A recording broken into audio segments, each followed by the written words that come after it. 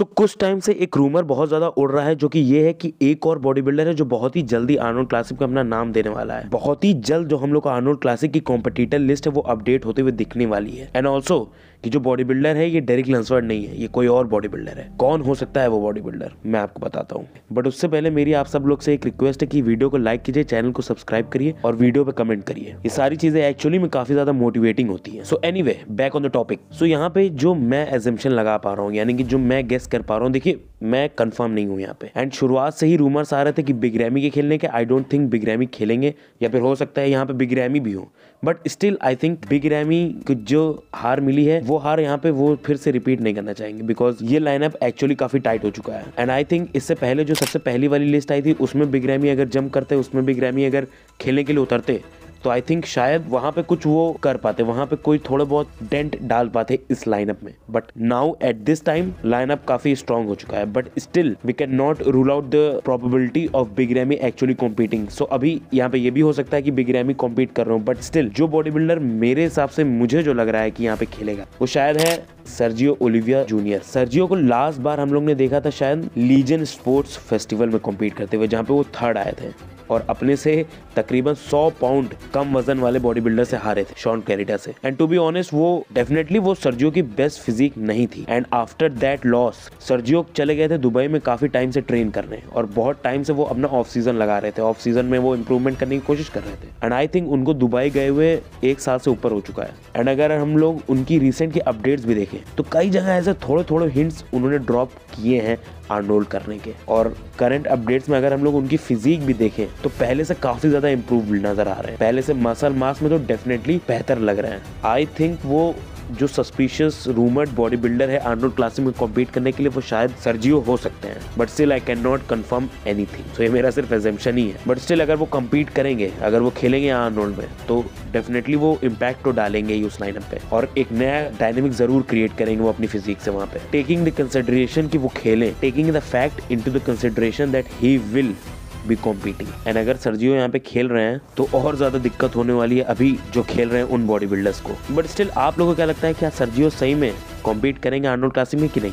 आप लोग कमेंट्स में बताइए। Moving on to the next update of Nick Walker. And at this point of time अगर हम लोग निक वॉकर के अपडेट्स देखें तो इससे पहले निक वॉकर शायद 6 वीक आउट में इतने ज्यादा श्रेडेड नहीं हुए होंगे। एंड इसका क्लियर कट रीजन तो यही है कि अभी रिसेंटली वो ओलंपिया करके उतरे हैं, अभी रिसेंटली वो अपनी लाइफ के बेस्ट शेप से आए हैं। एंड थोड़ा बहुत रिकॉम करने के बाद वो फिर से प्रेप में जा चुके हैं। ऐसे में अगर हम लोग निक की रिसेंट की अपडेट्स देखें तो मोस्ट ऑफ द अपडेट्स में वो पहले से फ्लैट नजर आ रहे हैं। एंड डेफिनेटली ये थोड़ा बहुत कंसर्निंग हो सकता है निक वॉकर के लिए। बैक टू बैक ऐसे शोज करना, बैक टू बैक ऐसे फिजिक को पीक करना बहुत हार्ड होता है बॉडी पे। एंड निक वॉकर के यहाँ पे सबसे बड़ा चैलेंज होगा अपनी लास्ट फिजिक को मैच करना। जितना करीब अपनी ओलंपिया की फिजिक के आएंगे यहाँ पे निक वॉकर, उतना ज्यादा उनके चांसेस बढ़ेंगे आर्नोल्ड क्लासिक को जीतने के। बिकॉज ये चीज तो हम लोग विदाउट और डाउट कह सकते हैं कि ओलंपिया 2023 की जो निक वॉकर की फिजिक थी वो अभी तक की उनकी बेस्ट फिजिक थी। अब इतने शॉर्ट अमाउंट ऑफ टाइम में वो क्या ही बेहतर और कर पाएंगे, but still he will be good enough अगर वो पुराना वर्जन ही, पुराना पैकेज ही रेप्लिकेट कर पाए तो, जो कि ईजी नहीं होने वाला है। देखिए निक कंप्लीटली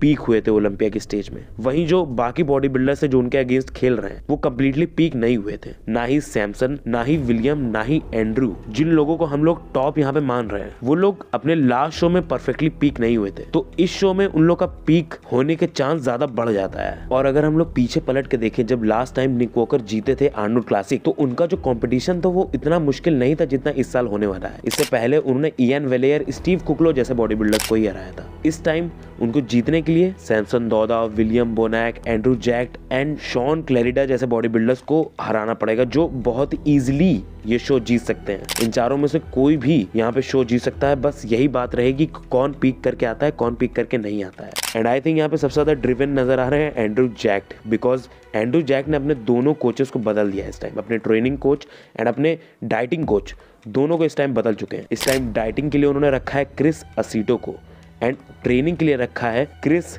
साइको लुइस को। अगर मैं आप लोग को एक फन फैक्ट बताऊं तो यही एग्जैक्ट दोनों कोचेस हायर किए थे शॉन रोडन ने भी, जब वो 2018 का मिस्टर ओलंपिया जीते थे। एंड अगर हम लोग एंड्रू जैक की फिजिक भी देखें तो काफी ज्यादा सिमिलर है भी शॉन रोडन के। दोनों बॉडी बिल्डर का फ्रेम काफी ह्यूज और एस्थेटिक है, बट स्टिल यहाँ पे ये सवाल जरूर उठेगा कि क्या 6 हफ्ते इनफ होंगे इन दोनों कोचेस के लिए, क्या 6 हफ्ते इनफ होंगे एंड्रू जैक के लिए अपनी पीक को नेल करने में इन दोनों के साथ। देखिए जब कोचेस आते हैं, जब कोचेस को हायर किया जाता है एक बॉडी बिल्डर को ट्रेन या डाइट करने के लिए, तो सबसे पहला उन लोगों को जो प्रोसेस होता है वो ये रहता है कि बॉडी बिल्डर को समझना है, बॉडी बिल्डर की बॉडी को समझना है, किस तरीके से एक इंसान की बॉडी वर्क करती है। वो जब तक एक कोच नहीं समझ पाएगा तब तक वो परफेक्ट रिजल्ट नहीं दे पाएगा अपने बॉडी बिल्डर को। एंड इतने कम टाइम में यहाँ पे यही सवाल उठता है कि क्या कोचेस एक बॉडी बिल्डर को समझने की कोशिश करेंगे या अपना प्लान अप्लाई करने की कोशिश करेंगे। सो ये भी देखना इंटरेस्टिंग होगा कि ये दोनों कोच किस तरीके का रिजल्ट प्रोवाइड करते हैं एंड्रू जैक को। अगर यहाँ पे एंड्रू जैक ओलंपिया से एक बेटर बैक, बेटर कंडीशनिंग और ओवरऑल एक बेटर पैकेज, बेटर पीक लेके आए तो आई थिंक उनका काम वहीं पे हो गया। आई थिंक वो सक्सेसफुल हो गए 2 नए कोचेस को हायर करके। बिकॉज सबसे बड़ा फैक्ट यहाँ पे ये ज़रूर है कि Andrew Jack looks huge. Andrew Jack बहुत बड़े हैं और सिर्फ उनको अपनी कंडीशनिंग नेल करने की ज़रूरत है। हाँ, हम लोग आर्ग्यू कर सकते हैं कि उनकी बैक बेटर हो सकती है, हैमस्ट्रिंग बेटर हो सकती है, बट 6 हफ्ते में आई डोंट थिंक वो फिजिकली पॉसिबल है। जो चीज़ फिजिकली पॉसिबल है वो है उनकी कंडीशनिंग। एंड आई थिंक एक बार एंड्रू जैक वो कंडीशनिंग, वो रेजर शार्प क्रिस्प कंडीशनिंग ले आए स्टेज पे, it will be lights out at that time. But still Andrew Jack की इस डिसीजन के बारे में आप लोग क्या कहना चाहेंगे, आप लोग कमेंट से बताइए। चलिए आज की वीडियो को यहीं खत्म करते हैं, मिलेंगे आपसे अगली वीडियो में, तब तक के लिए बाय।